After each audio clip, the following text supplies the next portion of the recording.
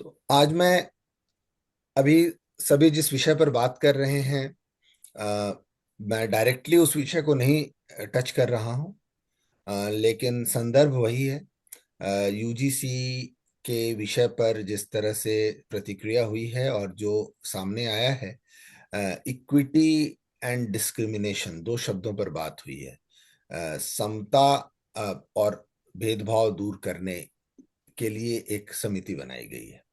तो मेरे सामने यह प्रश्न है कि समता और भेदभाव या विषमता और भेदभाव के बीच में क्या संबंध है। यह प्रश्न बहुत ही गहराई से किसी एक व्यक्ति ने इस विषय को कंसिस्टेंटली हमेशा डील किया है, तो वे हैं डॉक्टर थॉमस सॉवेल। उनकी बहुत सारी किताबें हैं जो विषमता और भेदभाव, डिस्क्रिमिनेशन और डिस्पेरिटीज को डिस्कस करती हैं। लेकिन एक पुस्तक है जिसका नाम है डिस्क्रिमिनेशन एंड डिस्पेरिटीज, और मैं आज इस विषय के मुख्य बिंदुओं को आपके सामने प्रस्तुत करना चाहूंगा। तो इस पुस्तक का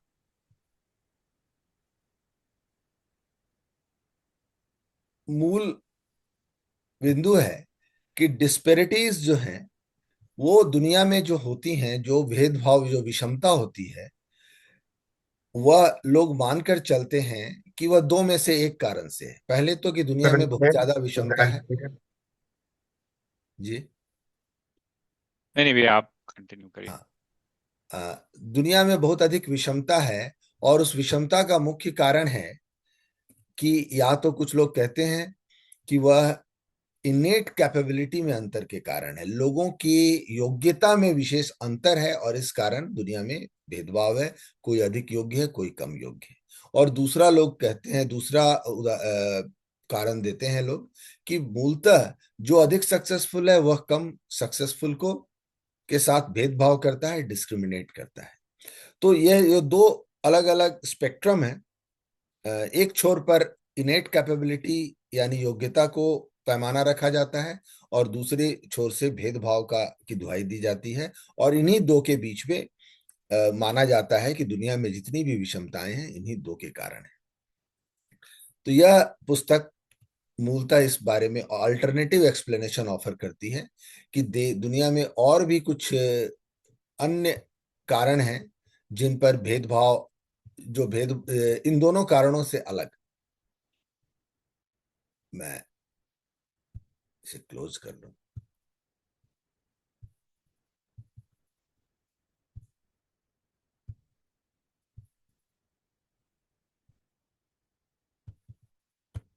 हाँ, सही है।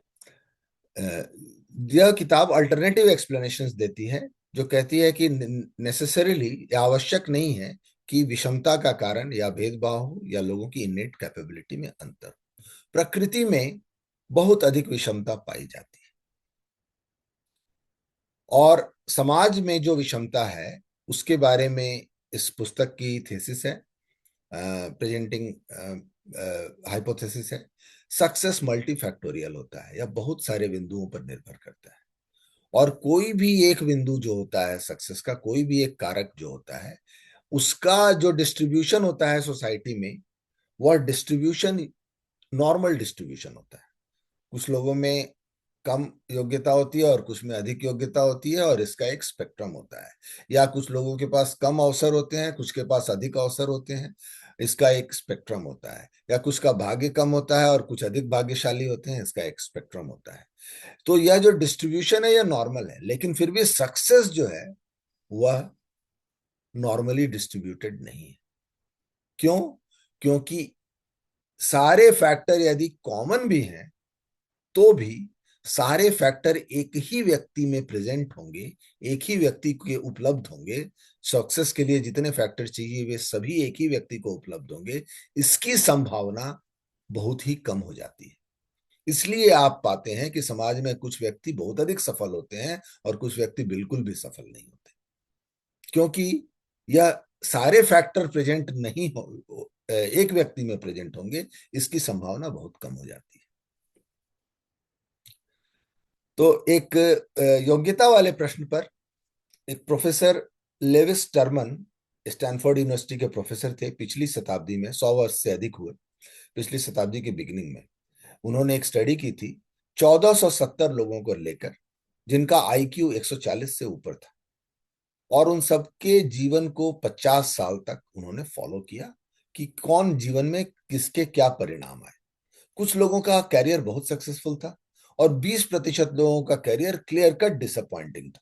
इतने अच्छे आईक्यू वाले व्यक्ति के इतनी कम उपलब्धि जब 20% लोगों में देखी गई, तो जो 150 लोग, 10%, बॉटम 10% जो सबसे कम सक्सेसफुल थे, उसमें से सिर्फ 8 को ग्रेजुएट डिग्री मिली। और जो सबसे अधिक सक्सेसफुल ग्रुप था, उनमें से 98 को ग्रेजुएट डिग्री मिली। तो ऑल टॉप 1% आईक्यू वाले लोगों के परफॉर्मेंस में 10 गुना अंतर मिला। और दो लोग ऐसे थे जिनका आईक्यू इतना नहीं था कि वो इस स्टडी में पार्टिसिपेट किए जाएं और उन्हें छांट दिया गया, उन्हें स्टडी से बाहर रखा गया। ऐसे दो लोगों को नोबेल प्राइज मिला, लेकिन इस 1400 लोगों में से किसी को नहीं मिला। तो उन्होंने कहा कि भाई सिर्फ एक फैक्टर, आईक्यू एक फैक्टर नहीं है, आपकी एबिलिटी एक फैक्टर नहीं है।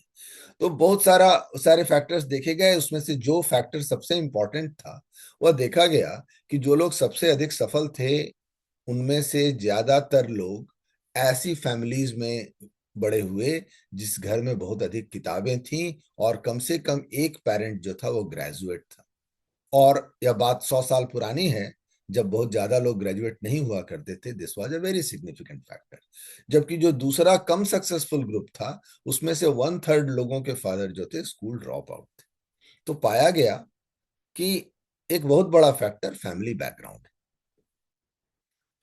एक और उदाहरण है विषमता का, कि अमेरिका में प्रोफेशनल गोल्फ एसोसिएशन के अभी 29,000 मेंबर हैं। इतने लोग प्रोफेशनली गोल्फ खेलते हैं। पिछले 100 सालों में 16,800 लोग पीजीए टूर में टी अप किए हैं, यानी उन्होंने वो पार्टिसिपेट किए हैं। और उनमें से ज्यादातर लोगों ने एक भी सिंगल पीजीए टाइटल नहीं जीता है। यानी इसका क्या अर्थ है कि ये सारे के सारे प्रोफेशनल गोल्फर हैं, तो आप मान के चलते हैं कि सब में योग्यता होगी कि उन्होंने गोल्फ को अपना प्रोफेशन बनाया। लेकिन उन सारे लोगों में से अधिकतर ने एक भी टाइटल नहीं जीती है। और 3 गोल्फर्स के नाम दिए हैं उन्होंने, जैक निकलस, टाइगर वुड्स और एक और। उन तीनों के बीच में 200 से अधिक टाइटल है। तो एबिलिटी जो है यूनिफॉर्मली डिस्ट्रीब्यूट होती है। इसका यह अर्थ नहीं है कि जिस अनुपात में एबिलिटी डिस्ट्रीब्यूट होती है, उसी अनुपात में अपॉर्चुनिटी भी डिस्ट्रीब्यूट हो, और उसी अनुपात में सक्सेस भी डिस्ट्रीब्यूट हो। जिनके पास एबिलिटी है उनके पास अपॉर्चुनिटी नहीं है, और जिनके पास अपॉर्चुनिटी है उनके पास एबिलिटी नहीं है। तो ऐसे बहुत कम लोग होंगे जिनके पास दोनों होगा। तो सक्सेस जो है, इसलिए समाज में बहुत अधिक वैरी करता है। किसी एक चीज को दोष देना, यह एक नैरो विजन है पूरी स्थिति का। सिविलाइजेशंस की बात आप करें तो दुनिया में 165 मेजर रिवर सिस्टम है, और उनमें से कितने रिवर सिस्टम के अलोंग सिविलाइजेशन डेवलप किया है।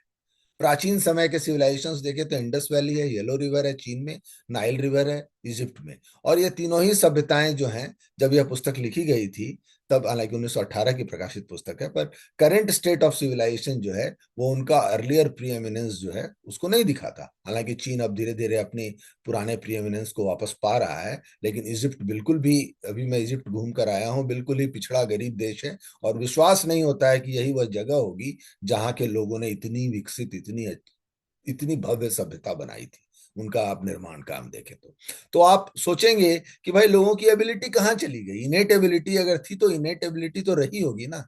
तो उनमें क्या परिवर्तन आया। तो कोई भी एक परिवर्तन जो होता है वह आपकी सफलता को इक्लिप्स करने के लिए काफी होता है। कौन कौन सी चीजें, कितनी छोटी छोटी चीजें सफलता को निर्धारित करती हैं। Order of birth, national merit scholarship में के फाइनलिस्ट को देखा गया। उनमें से ऐसे फाइनलिस्ट को चुना गया जो ऐसे परिवारों से थे जिनमें 5 बच्चे हों। ऐसे फाइनलिस्ट को चुना गया, तो देखा गया कि जो फर्स्ट बॉर्न है, घर का जो सबसे बड़ा बच्चा है, वो was more often the finalist than all other 4 combined. तो घर का बड़ा बच्चा जो है, उसका नेशनल मेरिट स्कॉलरशिप का रिकॉर्ड बाकी चारों से हमेशा बेहतर देखा गया। Average IQ of firstborn जो था, वो सब्सिक्वेंट दूसरे, पहले का दूसरे से ज्यादा, दूसरे का तीसरे से ज्यादा देखा गया। तो मैं अपने घर का पांचवा बच्चा हूं, मान के चलता हूं मैं कि मैं सबसे मंदबुद्धि रहा हूंगा। लेकिन मेडिकल स्कूल ऑफ मिशिगन में देखा गया 1968 में कि जो फर्स्ट बॉर्न बच्चे थे उस क्लास में सबसे अधिक, बाकी सबसे डबल संख्या में, firstborn were more than double the proportion of later born, दूसरों से दोगुनी संख्या में थे।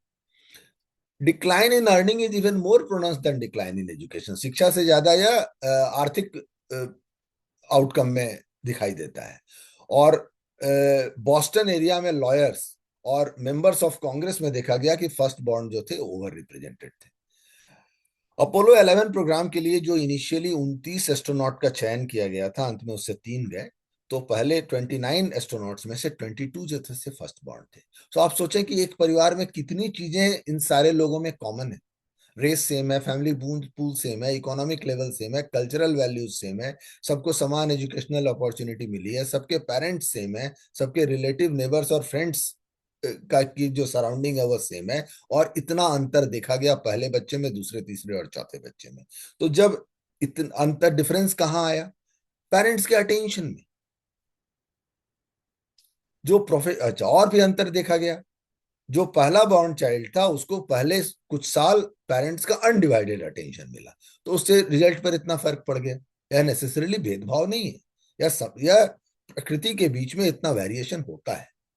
Children of parents with professional occupation 1 घंटे में 2100 वर्ड सुनते हैं, और वर्किंग क्लास फैमिली के बच्चे 1200 वर्ड सुनते हैं, और जो बच्चे वेलफेयर पर हैं वे 600 वर्ड सुनते हैं बचपन में प्रति घंटे। तो इससे फर्क पड़ता है कि वो कितना सीखते हैं। जो बच्चा अधिक सुनता है वो अधिक सीखता है। क्वालिटेटिव मैनर, किस क्लास के पेरेंट्स अपने बच्चे को किस क्वालिटी की पेरेंटिंग देते हैं, अपने आप में एक फैक्टर है। आइसोलेशन और एक्सपोजर। चाइना दुनिया का लीडिंग फोर्स था for most of the human history. 1400 समय, 1300 1400 में, 14th सेंचुरी में एक चाइनीज एडमिरल था जो जिसने कि एक बहुत बड़ा फ्लीट पूरी दुनिया का चक्कर लगाने के लिए भेजा। और कोलंबस की वॉयज से लंबा था, और उसके शिप्स जो थे, कई जनरेशन पहले, कोलंबस से कई जनरेशन पहले उसने शिप्स भेजे पूरी दुनिया में, जो कि कोलंबस के शिप से अधिक एडवांस थे। और उससे घूम कर आने के बाद चाइनीज को पूरे कन्विंस थे कि रेस्ट ऑफ द वर्ल्ड जो है वो बहुत इंफीरियर है, उससे कुछ लेने देने का नहीं है, उससे कुछ सीखने का नहीं है। 1433 में चाइनीज एम्परर ने सारी इस तरह की ग्लोबल वॉयजेस को, ग्लोबल यात्राओं को बैन कर दिया, और चाइना में ऐसे शिप बनाने पर प्रतिबंध लगा दिया जो ऐसी यात्राएं कर सकते थे। और अगले कुछ सेंचुरीज में चाइना गरीबी में और गुलामी में चला गया। तो सिंपली एक्सपोजर से इतना फर्क पड़ता है। जापान बहुत अच्छा एग्जाम्पल है। 250 साल तक टोकुगावा शोगुनेट ने जापान को पूरी दुनिया से काट के रख दिया। कोई जापानी बाहर नहीं जा सकता था, कोई विदेशी जापान में नहीं आ सकता था। कॉमोडोर मैथ्यू पेरी ने 1853 में इडाहो पोर्ट को घेर लिया और उस पर फायरिंग की। तब जापान को पहली बार पता चला कि दुनिया में तोप होती है। उस वक्त जापानी सोल्जर्स तलवार और तीर लेकर खड़े थे। तब उनकी नींद खुली, और अगले 50 वर्षों में जापान ने इतना सक्सेस अचीव किया कि 1905 में रशिया को हरा दिया। तो सिंपली एक्सपोजर, बाकी सारे फैक्टर्स थे, एक फैक्टर मिसिंग था, एक्सपोजर। जैसे ही एक्सपोजर मिला, वे पूरी दुनिया पर छा गए। और चीन के पास सारे फैक्टर्स थे, एक फैक्टर चला गया, तो चीन का जो प्रीएमिनेंस था वर्ल्ड में वो खत्म हो गया। स्कॉटलैंड सदियों तक दुनिया का सबसे बैकवर्ड कंट्री में से एक था। 14th सेंचुरी में वहां कोई स्कॉटिश बैरन नहीं था जो अपना नाम लिख सकता था। कोई, बिल्कुल लिटरेसी नहीं थी। प्रोटेस्टेंट चर्च ने लिटरेसी शुरू की, जिससे कि सारे स्कॉटिश लोग बाइबल पढ़ सकें और पादरी पर डिपेंड ना करें। और वहां पर फिर इंग्लिश का प्रचार हुआ, और खास तौर से लो लैंड्स में, यानी इंग्लैंड से जो भाग लगता है, जो यहाँ लो लैंड्स हैं, बिल्कुल पहाड़ों से पहले, उस एरिया में अंग्रेजी का प्रसार हुआ। अंग्रेजी का प्रसार जब शुरू हुआ तो उनका एक्सपोजर बाकी दुनिया के नॉलेज से हुआ। उसका नतीजा हुआ कि 18th और 19th सेंचुरी में ब्रिटेन के ज्यादातर लीडिंग स्कॉलर्स और साइंटिस्ट जो थे स्कॉटिश थे। बहुत बड़े बड़े नाम हैं। जॉन स्टुअर्ट मिल हैं, जेम्स वॉट हैं, एडम स्मिथ हैं। तो ब्रिटेन का पूरा इंडस्ट्रियल रिवॉल्यूशन को इन लोगों ने लीड किया, सिंपली पढ़ना सीखने से और अंग्रेजी सीखने से। हमारे यहाँ बहुत, आप देखें कि बहुत बड़ा अंतर आपको नॉर्थ इंडिया और साउथ इंडिया में दिखाई देगा कि अंग्रेजी के प्रति एक, आप चाहे इसे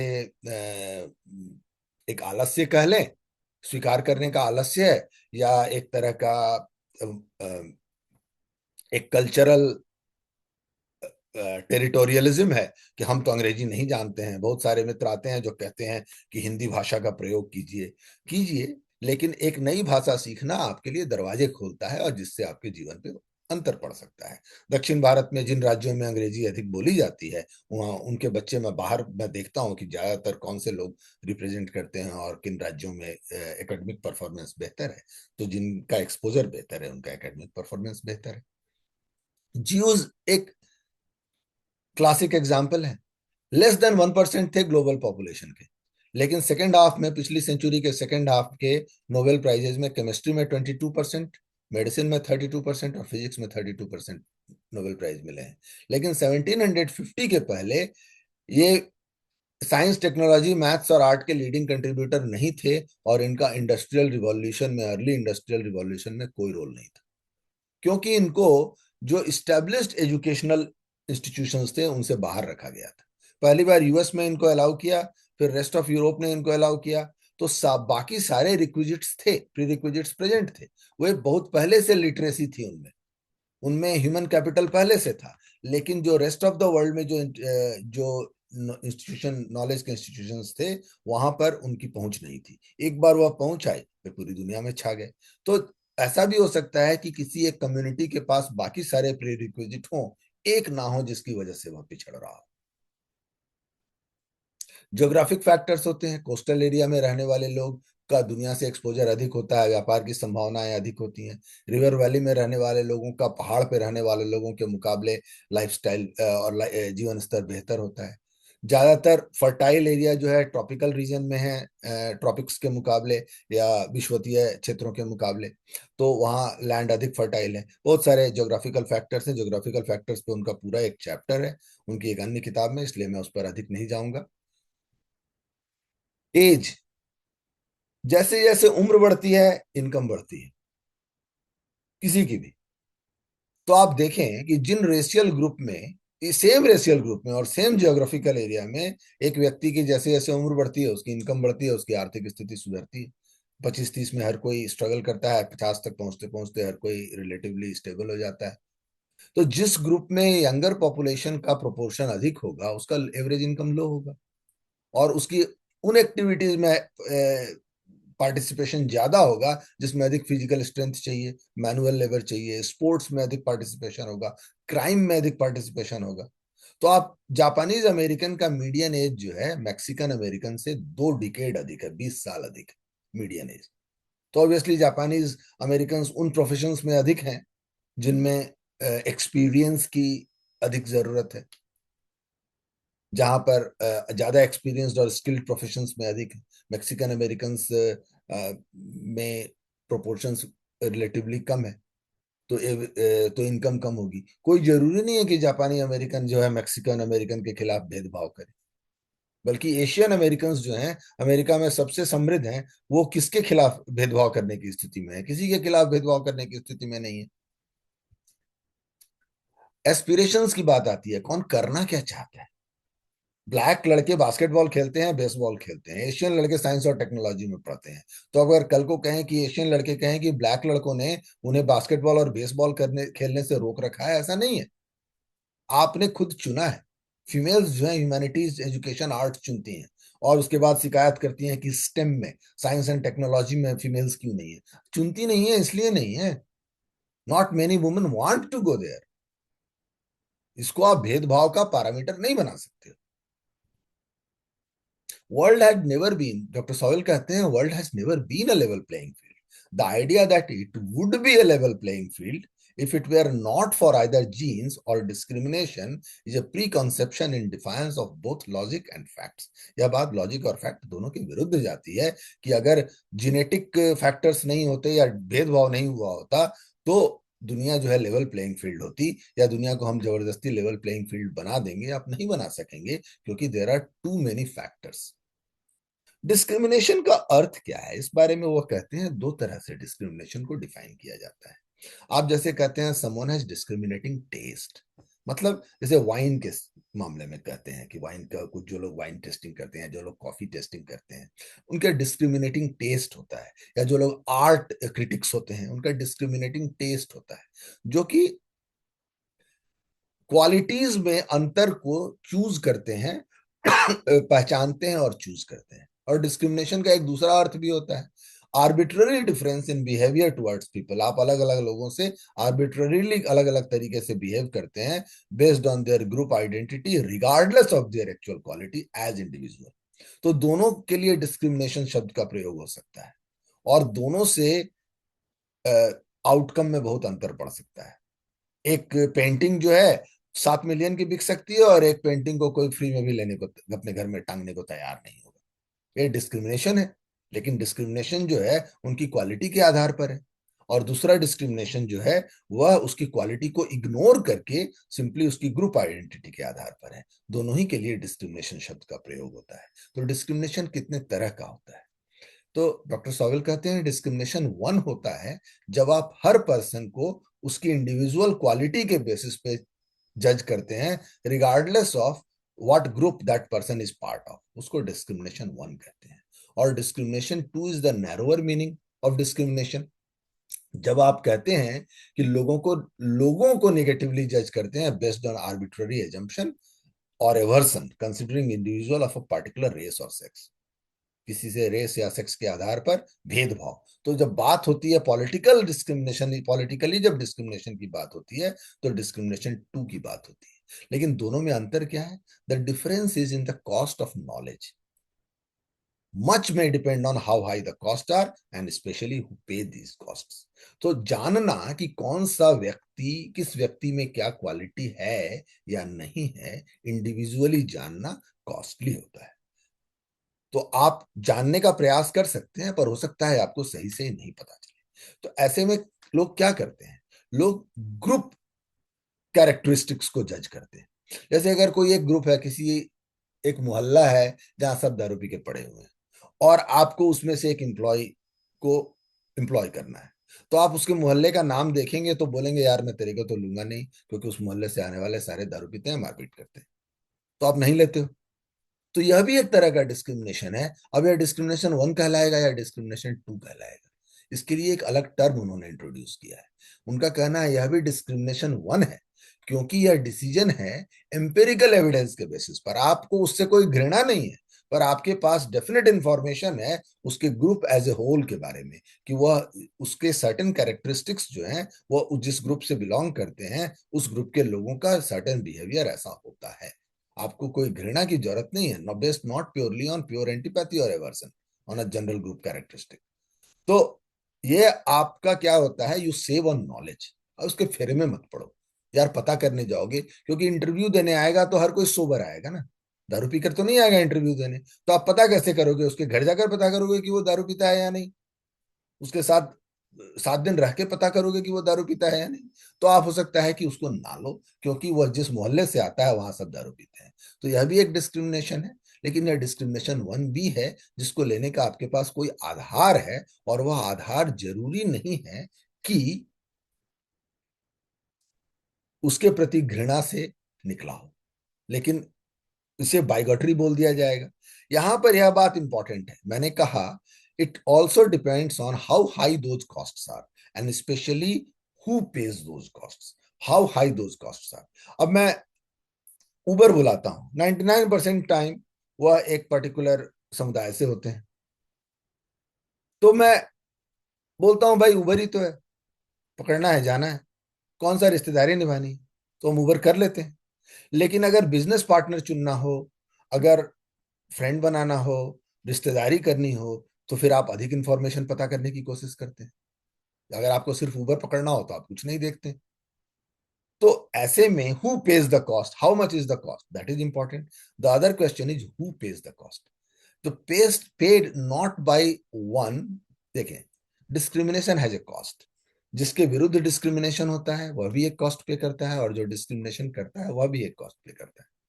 आप अगर एक दुकान चला रहे हो और आपको दुकान में काम करने वाले एक आदमी की जरूरत है, और आपके पास जो बेस्ट अवेलेबल ऑप्शन है वह एक ऐसा लड़का है जो बहुत मेहनत से काम करता है, पर आप उसको किसी कैरेक्टरिस्टिक की वजह से, उसकी जाति धर्म रेस किसी कैरेक्टरिस्टिक की वजह से आप उसको नहीं लेते हो, what you do, you lose. आप दूसरा लड़का लोगे जो ज्यादा पैसा मांगेगा, समय से नहीं आएगा, who will not be your best choice, right. अगर आपके पास ऑलरेडी दूसरा एक लड़का है जो बेस्ट चॉइस है, तब तो फिर डिस्क्रिमिनेशन की बात नहीं हुई ना। आपने उसे चूज किया जो बेस्ट चॉइस है। पर डिस्क्रिमिनेशन कब होगा? जब आप बेस्ट ऑप्शन को छोड़ के द नेक्स्ट बेस्ट ऑप्शन को चुनोगे based on his characteristics, certain other characteristics other than purely his suitability for the job. Then what you do? You pay a higher price for hiring the next person, right? या तो आप ज्यादा पैसा दोगे या आप कम एफिशिएंसी एक्सेप्ट करोगे, right. So you are accepting the cost. तो क्वेश्चन इज, अगर आपका अपना बिजनेस है तो आप ये कॉस्ट नहीं एक्सेप्ट करोगे और आप फालतू चीजों पे नहीं देखोगे। It is less likely when the person making the decision also page the cost, for example private business owner. लेकिन मोर लाइकली कब है? जबकि कॉस्ट किसी और ने पे करना है, या कॉस्ट जो है सब में डिस्ट्रीब्यूट हो जाना है। गवर्नमेंट मोनोपोलीज है, यूनिवर्सिटीज है, वहां अधिक डिस्क्रिमिनेशन का स्कोप है, क्योंकि वहां डिसीजन लेने वाले को कोई कॉस्ट नहीं पे करना है। इसलिए डिस्क्रिमिनेशन हमेशा अधिक संभव है वहां जहां पर इसका कॉस्ट कोई और पे कर रहा हो। साउथ अफ्रीका बड़ा अच्छा उदाहरण है। अपार्थाइड के समय में वहां लिमिटेड था कि किस प्रोफेशन में, किस इंडस्ट्री में कितने ब्लैक लिए जाएंगे। और जब कॉम्पिटिटिव इंडस्ट्रीज होती थी, प्राइवेट इंडस्ट्री होती थी, तो एम्प्लॉयर्स जो होते थे वे इन सारे रूल्स को तोड़ देते थे, और they used to employ more black and often paid penalties for this. भाई वो भी उतने ही रेसिस्ट थे। उनके रेशियल विजन जो है रेस्ट ऑफ द सोसाइटी से अलग नहीं थे, लेकिन अपने फायदे में वे देखते थे कि भाई भेदभाव करना, डिस्क्रिमिनेशन उनके इंटरेस्ट में नहीं है, तो वो नहीं करते थे।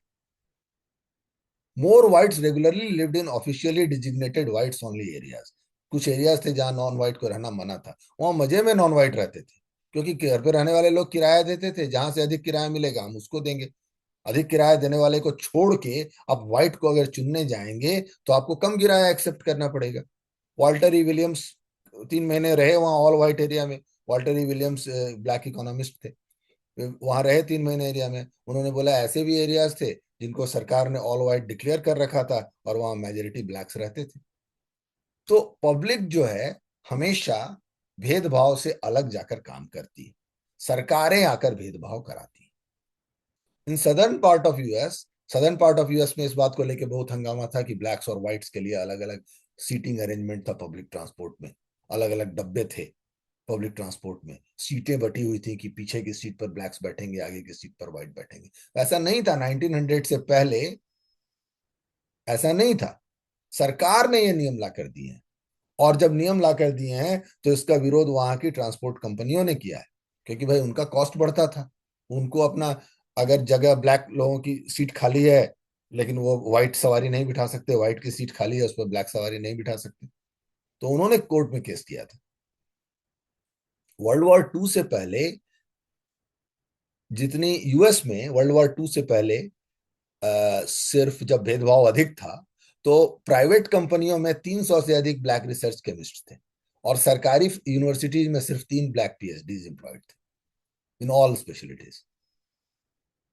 मिल्टन फ्रीडमैन यहूदी थे, तो उनको सेकेंड वर्ल्ड वॉर से पहले जब भेदभाव अधिक था, सेकेंड वर्ल्ड वॉर के बाद यहूदियों के विरुद्ध कुछ भी बोलना, एंटीसेमिटिज्म जो है पाप घोषित कर दिया गया। पर उसके पहले उनको प्रोफेसर की जॉब नहीं मिली, तो स्टैटिस्टिशियन की तरह काम करते थे। वर्ल्ड वॉर के बाद उनको टेन्योर्ड प्रोफेसर का जॉब मिला, मिल्टन फ्रीडमैन को, जो इकोनॉमिक्स का महानतम नाम गिने जाते हैं।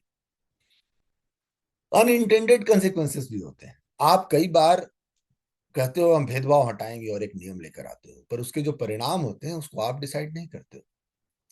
प्राइवेट कंपनियों को फोर्स किया जाता है यूएस में कि वे कहीं भी जाएं तो वे उस वहां जो डेमोग्राफिक एरिया है उसके जो ऐसी डेमोग्राफी है उसी हिसाब से लोगों को एम्प्लॉय करें। अगर आपने कंपनी खोली और वहां 40% ब्लैक पॉपुलेशन है तो आपको 40% ब्लैक एम्प्लॉय रखने हैं।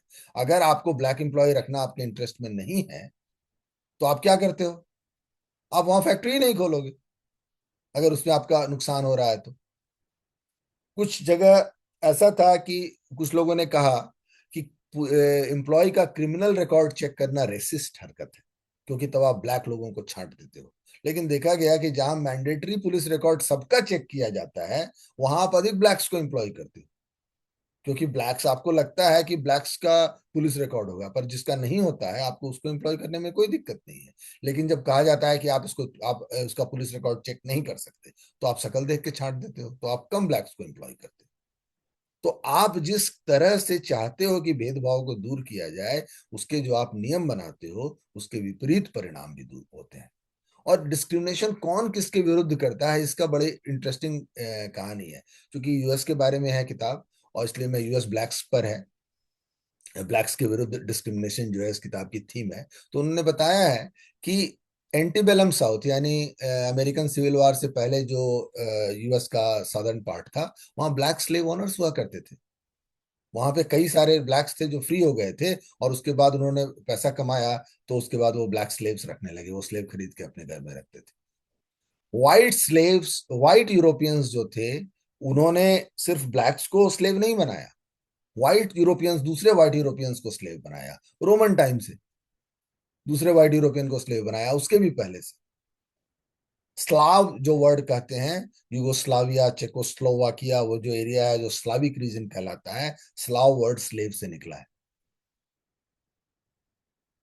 अफ्रीकन्स ने दूसरे ब्लैक अफ्रीकन्स को स्लेव बनाया, और वो अफ्रीकन्स ने व्हाइट यूरोपियंस को भी स्लेव बनाया लार्ज नंबर में, जब कॉन्स्टेंटिनोपल का फॉल हुआ और ईस्टर्न रोमन एम्पायर जब मुस्लिम्स के हाथ में गया, तो वहां से लोगों को स्लेव बना बना के अफ्रीका में बेचा गया, और पायरेट स्लिप्स ने स्लेव बनाया।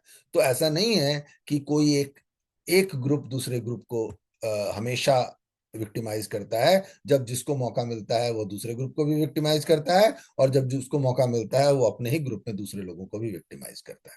इसलिए इसको रेशियल आधार पे ही हमेशा एक्सेप्ट करना यह फैलेसी हो सकती है। ब्लैक्स ब्लैक अमेरिका में ब्लैक एलिट्स का बहुत बड़ा ग्रुप है, किताबें हैं, पूरा लिटरेचर है ब्लैक एलिट्स पर। Aristocrats of colour, our kind of people, certain people, ये 3 किताबें डॉक्टर थॉमस सॉवेल ने लिखी हैं, कोट की हैं। जो इन 3 किताबें हैं ब्लैक एरिस्टोक्रेसीज पर, जो बहुत पैसे वाले ब्लैक लोग थे। तो ऐसा नहीं है कि सारे ब्लैक्स जो हैं गरीब हैं, लेकिन ब्लैक गरीब होते हैं, ब्लैक पिछड़े होते हैं, ब्लैक कुचले होते हैं, ब्लैक ऑप्रेस्ड हैं का नैरेटिव बना हुआ है। बराक ओबामा मिलियनर बिलियनर, वो भी लेकिन ऑप्रेस्ड होने का रोना रोएगा। 1966 में 4 मिलियन ब्लैक फैमिलीज थी, जिसमें से सिर्फ 5,200 फैमिलीज से सारे black physicians, doctors, engineers, lawyers, academic doctorate जितने थे कंट्री में, सारे सिर्फ 5,200 फैमिलीज से थे 4 मिलियन में से। तो एक उनके बीच में एक एलिट से पर्टिकुलर अपस्केल नेबरहुड थे इसमें हार्लेम में, जिनको स्ट्राइवर्स रो कहते थे, सुगर रो कहते थे, जहां पर पैसे वाले ब्लैक्स रहते थे। 409 एजकॉम्ब एवेन्यू एक फेमस लग्जरी अपार्टमेंट था हार्लेम का। कहते हैं कि न्यूयॉर्क सिटी में कहीं भी कैब वाले को बोलो 409, सिर्फ 409 बोलने से वो 409 एजकॉम्ब एवेन्यू लेकर जाता था। शिकागो में अच्छा ब्लैक भेदभाव या एलीट वाली फीलिंग जो होती है, वह ऐसा नहीं है कि ब्लैक की ब्लैक के प्रति नहीं है। शिकागो में एक स्मॉल ब्लैक पॉपुलेशन है था जो व्हाइट्स के साथ रहता था 1908 से पहले। जब साउथ से नॉर्थ में शिकागो में ब्लैक्स आने लगे, तो ये ब्लैक्स ने उनका सबसे पहले विरोध किया और कहा कि ये नए लोग जो आ रहे हैं they are vulgar, rowdy, unwashed and criminals. अच्छा, भेदभाव के बावजूद ब्लैक्स की इकोनॉमिक कंडीशन जो थी कंसिस्टेंटली 1960 तक इंप्रूव हो रही थी डिस्पाइट डिस्क्रिमिनेशन। ऐसा नहीं है कि सरकार ने आके इसको सुधारा। भेदभाव था, उसके बावजूद ब्लैक्स की कंडीशन 1960 तक इंप्रूव हो रही थी। 1960 के बाद जब वहां पर वॉर अगेंस्ट पॉवर्टी शुरू हुआ और वेलफेयर स्कीम लाई गई कि ब्लैक्स को हम आगे बढ़ाने के लिए वेलफेयर लाएंगे, उनकी स्थिति बिगड़ी है पहले से। ब्लैक्स फैमिली टूटी है, ब्लैक क्राइम रेट बढ़ा है। वहां पर वॉशिंगटन में, डीसी में एक डनबर हाई स्कूल है, जिसकी हमेशा डॉक्टर सोवेल बात करते हैं, जिसका कि पूरे जो ऑल ब्लैक स्कूल था, वहां से ब्लैक बच्चे पढ़ते थे। तो जब आया, नियम आया उसके कि ऐसा स्कूल आप नहीं बना सकते हैं जहां व्हाइट का स्कूल अलग होगा, ब्लैक का स्कूल अलग होगा। जब वह नियम आया तो वह स्कूल जो है अपना प्री एमिनेंस खो दिया, पहले से खराब हो गया। उसके पहले वहां से पहली ब्लैक वुमेन पीएचडी उस स्कूल से निकली, पहला ब्लैक फेडरल जज उस स्कूल से निकला, पहला ब्लैक यूएस आर्मी जनरल उस स्कूल से निकला, first black black cabinet minister, first black tenured professor in any American university उस स्कूल से निकले। और उसके बाद जब सरकार ने उसको बदलने के लिए कहा कि नहीं, उसको मिक्स स्कूल बनाएंगे और उसके बाद उसमें उसके आसपास के एरिया के बच्चे पढ़ेंगे, वह स्कूल बर्बाद हो गया। क्योंकि पहले ब्लैक्स लोग, जो लोग अपने बच्चों को पढ़ाना चाहते थे, वे लोग कहीं भी रहते थे, वहां जाकर उस स्कूल में अपने बच्चे को भेजते थे, कितना भी दूर भेजना पड़े। उन लोगों से उसका चॉइस छीन लिया गया और उसको सिर्फ नेबरहुड स्कूल बना दिया गया। नॉर्दर्न व्हाइट एम्प्लॉयर जो थे वो साउथ से ब्लैक वर्कर को एम्प्लॉय करने के लिए रिक्रूटर्स को भेजते थे। तो ऐसा नहीं है कि सरकार भेदभाव दूर करती है तो भेदभाव दूर होता है। पब्लिक खुद से अपने इंटरेस्ट में डिसीजंस लेती है और भेदभाव के विरुद्ध काम करती है, क्योंकि भेदभाव करना भेदभाव करने वाले के अपने हित में भी नहीं होता है। बहुत बार ऐसा दुनिया में देखा गया है कि ऐसी कम्युनिटीज हैं जो कि दूसरों से भेदभाव करने की कंडीशन में नहीं है, और उनके साथ भेदभाव हुआ है क्योंकि वे माइनॉरिटीज हैं अपने एरिया में। साउथ ईस्ट एशिया में एंड मलेशिया में चाइनीज कम्युनिटी माइनॉरिटी है और उसके साथ बहुत भेदभाव होता है। मलाई बच्चों को एडमिशन दिया जाता है, चाइनीज बच्चों को एडमिशन नहीं दिया जाता है। इसके बावजूद मलाई यूनिवर्सिटीज से 85% बच्चे जो साइंस की डिग्री लेके निकलते हैं, इंजीनियरिंग की डिग्री लेके निकलते हैं, वे चाइनीज होते हैं। ज्यूज, ईस्टर्न यूरोप में ज्यूज के साथ भेदभाव हुआ। जापानीज और चाइनीज इमाइग्रेंट जो यूएस में गए थे, उनके साथ बहुत भेदभाव हुआ। तो ऐसा नहीं है, और वे औरों से ज्यादा अच्छा परफॉर्म किए despite that. West Indian blacks in the US versus African American. सो जो अफ्रीका से जो ब्लैक्स लाए गए वर्सेस जो जिन्हें पहले वेस्ट इंडीज ले जाया गया और वेस्ट इंडीज से जो यूएस में आए, तो देखा गया कि दोनों के साथ एक जैसा व्यवहार हुआ। लेकिन वेस्ट इंडियन ब्लैक्स का परफॉर्मेंस जो था अफ्रीकन अमेरिकन से बहुत बहुत बेहतर था। ईस्ट अफ्रीका, युगांडा, केनिया में जो इंडियंस रहते थे, उनको वहां से मार के भगा दिया गया तो युगांडा की इकोनॉमी डूब गई, और वे फिर वापस आके इंग्लैंड में बसे, और पूरा का पूरा लेस्टर शहर में आज सभी मिलियनर बने बैठे हैं। लेबनीज, दुनिया में ईस्ट अफ्रीका में, वेस्ट अफ्रीका में, लैटिन अमेरिका में, हर जगह लेबनीज कम्युनिटी जो थी वह बहुत अच्छे हैं बिजनेस में, और उनको हमेशा उनके साथ मारपीट हुई है, उनको भगाया गया है, and they have always perform better than the native community. तो यह भी एक बात है कि जहां पर एक छोटा group rest of the group से अच्छा बिहेव करता है, even if they are in no position to actually discriminate against anyone, they are discriminated against, even then they perform better. So discrimination does not always preclude better results despite that.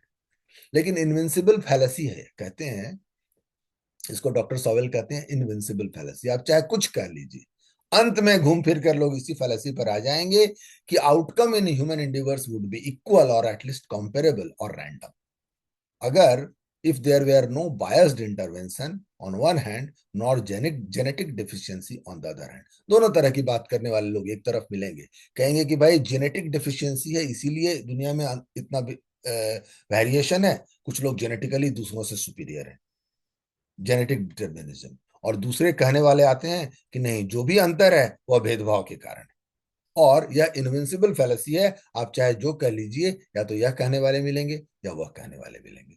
जबकि doctor shovel कहते हैं non equity is the rule, असमानता प्रकृति का नियम है। क्योंकि individual prerequisite for success जो होता है, किसी भी इंडिविजुअल के लिए, किसी भी काम के लिए जिन जिन चीजों की आवश्यकता है सक्सेसफुल होने के लिए, वे मोर और लेस नॉर्मली डिस्ट्रीब्यूटेड होते हैं, पर वे सारे के सारे किसी एक व्यक्ति में हों, यह नॉर्मली डिस्ट्रीब्यूटेड नहीं होता है। और चाहे ह्यूमन में हो, चाहे नेचर में हो, highly skewed distribution of outcome with multiple prerequisites have been common around the world. World के 90% से अधिक टॉर्नेडो अमेरिका के एक पर्टिकुलर स्टेट में आते हैं। वर्ल्ड के लगभग सारे हॉट वाटर गीजर्स जो हैं वो किसी एक क्षेत्र में मिलते हैं। तो इस तरह के बहुत सारे वेरिएशंस हैं। हाँ, एक बहुत इंटरेस्टिंग बात है, जो लाइटनिंग होती है, बिजली गिरने से होने वाली मौत, क्या बिजली जो है वो भेदभाव कर सकती है? बिजली गिरने से होने वाली मौत जो है मेल्स में फीमेल्स से 6 टाइम्स हायर होती है।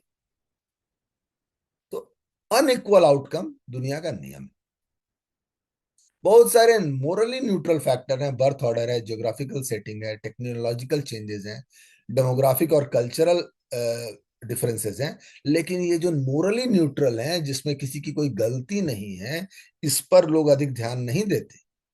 लेकिन यह जबकि मुख्य कारण है। लेकिन जो लोग, जहां पर किसी को मोरली ब्लेम किया जा सके, वे अधिक लोग उस पर अधिक ध्यान देते हैं, और इसके पॉलिटिकल इंप्लीकेशंस होते हैं। मार्क्सिज्म और लेफ्टिस्ट पॉलिटिक्स जो है वह इस बात पर निकला है। दूसरी तरफ रेसिस्ट पॉलिटिक्स जो है, इसका नाजियों का रेसिस्ट पॉलिटिक्स जो है वह कल्चरल, वह जेनेटिक डिटर्मिनिज्म के आधार पर निकला है कि भाई जेनेटिकली सुपीरियर हैं हम, इसलिए उनकी पॉलिटिक्स चलती है कि हम जेनेटिकली सुपीरियर हैं और इसलिए पूरी दुनिया में अगर हमारी ही जीन रहे तो बेहतर होगा। तो बोथ मार्क्सिज्म एंड नाथसिज्म इसी चीज से निकला है। सोशल इम्प्लीकेशंस होते हैं, सोशल स्ट्राइफ होता है कि भाई जहाँ कहीं भी असमानता है वहां बहुत से भेदभाव होगा, हम भेदभाव दूर करेंगे। उस अच्छा, वेलफेयर प्रोग्राम्स पूरे के पूरे इससे निकल कर आते हैं कि भाई आप अगर कोई पिछड़ा हुआ है तो हम उसको सहायता देंगे तो वह बराबर हो जाएगा। तो उससे वेलफेयर प्रोग्राम शुरू होता है। उसका नतीजा है कि पूरे अमेरिका में खासतौर से फैमिली ब्रेकडाउन जो देखा गया है। लीगल इम्प्लीकेशंस हैं। यह माना गया है कि जो लोग क्राइम करते हैं वे इसलिए क्राइम करते हैं क्योंकि उनके साथ भेदभाव हुआ है और वे डिसएडवांटेज्ड हैं, इसलिए उनको अधिक पनिशमेंट ना दिया जाए और उनमें सुधार किया जाए और उनके लाइफस्टाइल में सुधार किया जाए, लाइफ स्टैंडर्ड ऑफ लिविंग में सुधार किया जाए। क्राइम रेट कम हो जाएगा। क्राइम रेट डबल हो गई 1960 में। जो क्राइम रेट थी 1960 से पहले, और विद इन नेक्स्ट 10 ईयर्स जो क्राइम रेट बढ़ के इतनी हो गई जितनी 100 साल में कभी भी नहीं थी यूएस में, जब वहां पर वेलफेयर प्रोग्राम को लाया गया। और 1950s में जब इस चीज को इंट्रोड्यूस किया गया, इस फिलॉसफी को इंट्रोड्यूस किया गया कि जो क्राइम रेट है वो भेदभाव के कारण है, गरीब है इसलिए वो क्राइम करता है। तो जब आप इस तरह के भेदभाव को मिटाने के प्रयास करते हैं, आर्टिफिशियल प्रयास करते हैं, उनके उल्टे परिणाम हो सकते हैं। इंडिविजुअल इंप्लीकेशंस होते हैं। आप स्टैंडर्ड्स लो कर देते हो।